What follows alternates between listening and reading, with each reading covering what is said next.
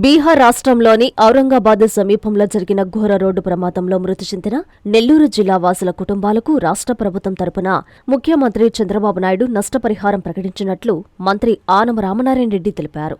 ఈ ప్రమాదంలో మృతి చెందిన వారి కుటుంబాలకు ఒక్కొక్కరికి 5 లక్షల రూపాయల చొప్పున ఎక్స్గ్రేషియా అందజేయనున్నట్లు మంత్రి వెల్లడించారు. అలాగే తీవ్రంగా గాయపడిన క్షతగాత్రులకు 2 లక్షల రూపాయల చొప్పున, పాక్షికంగా గాయపడిన వారికి 1 లక్ష రూపాయల చొప్పున నష్టపరిహారం అందజేయనున్నట్లు తెలిపారు.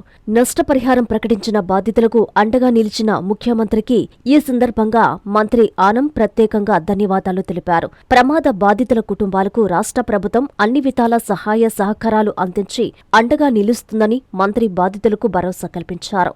బాధిత కుటుంబాలకు అవసరమైన అన్ని రకాల సహాయాన్ని అందజేసేందుకు ప్రభుత్వం నిరంతరం చర్యలు చేపడుతోందని ఆయన పేర్కొన్నారు.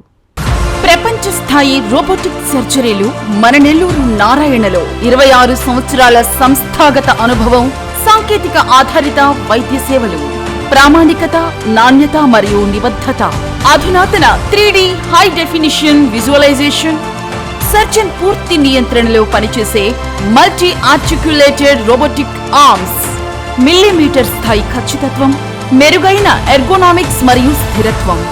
Narayana robotic surgery. తక్కువ నొప్పి, తక్కువ రక్తస్రావం, వేగంగా కోలుకోవడం, త్వరితంగా డిశ్చార్జ్. నెల్లూరు పరిసర ప్రాంత ప్రజలకు అందుబాటులో కలదు.